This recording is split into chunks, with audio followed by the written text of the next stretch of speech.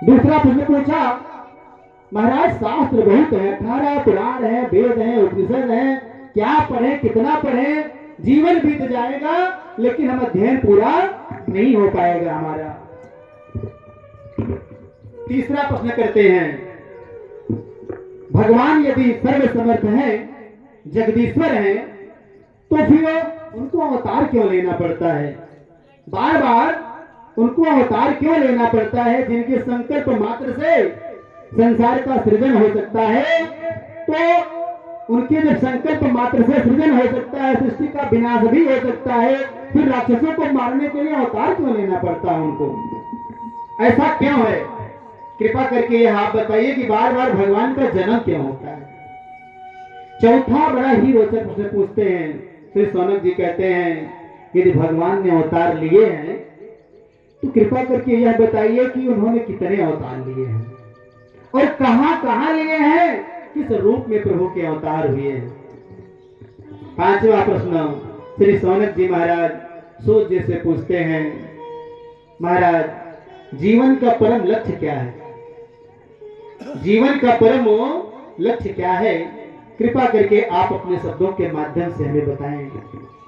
अंत में छठवां प्रश्न सौनक जी महाराज सूत जी से पूछते हैं, प्रभु जब भगवान धर्म की स्थापना करने के लिए अवतार लेते हैं और जब प्रभु लीला संपन्न करके अपने धाम को चले जाते हैं, तो धर्म किसकी शरण में जाता है?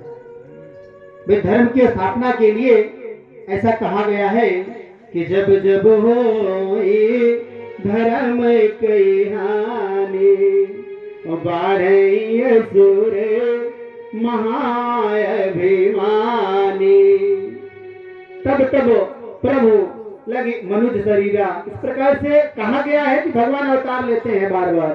तो महाराज धर्म की स्थापना करने के लिए जब वो अवतार लेते हैं, तो धर्म की स्थापना करने के बाद जब वो चले जाते हैं, धर्म कहाँ जाता है, किसकी शरण में जाता है? कृपा करके यह बताइए। किम श्रेया शास्त्र सार का स्वयं अवतार प्रयोजन, किम कर्मा के सौ अवतार धर्माता शरणं गतः। धर्म किसकी शरण में जाता है?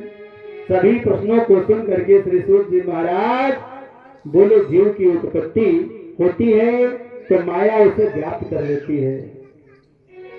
क्यों?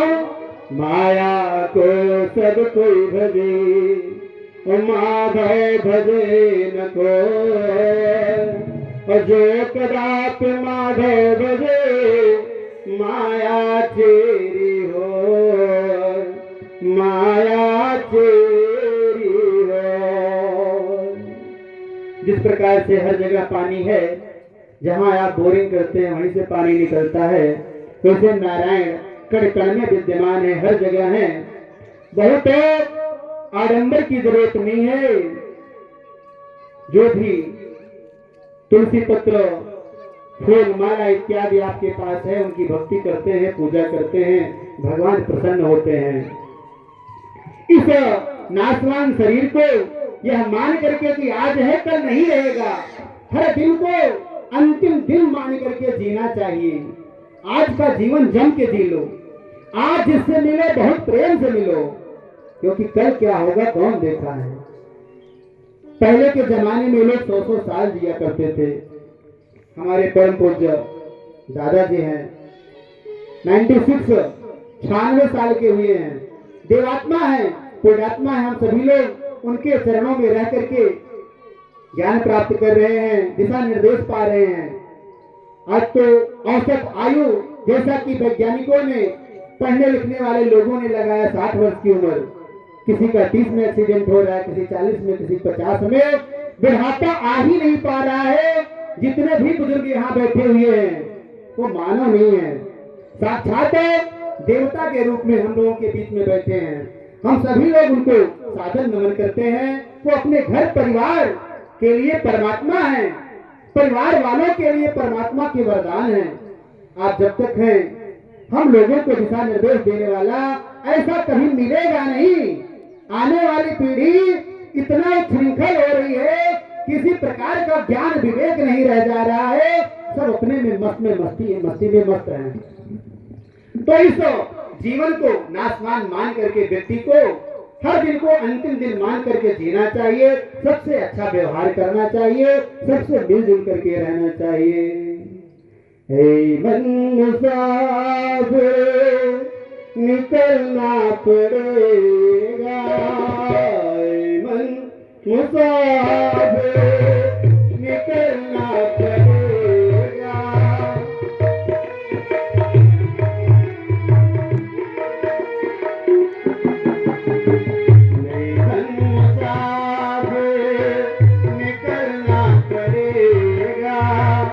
काया कुटे काली करना पड़ेगा। मन मुसाफिर निकलना पड़ेगा, ये काया तेरी बदलना पड़ेगा।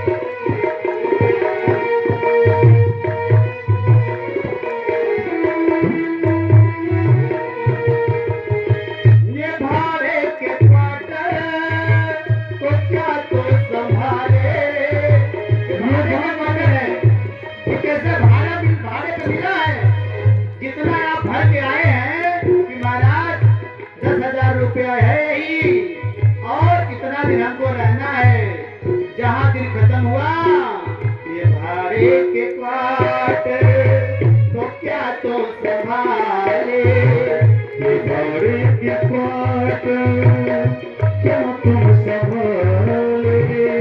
जिस दिन तेरे घर का मालिक निकाले, जिस दिन तेरे घर का मालिक निकाले।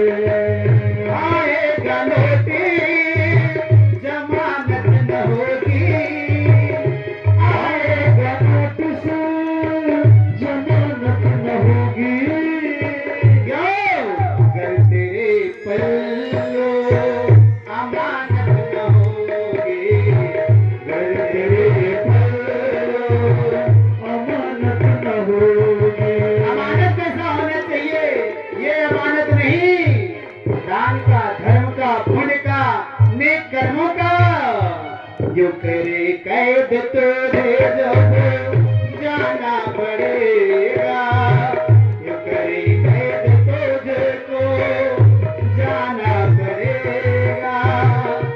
काया कोटे खाली करना पड़ेगा।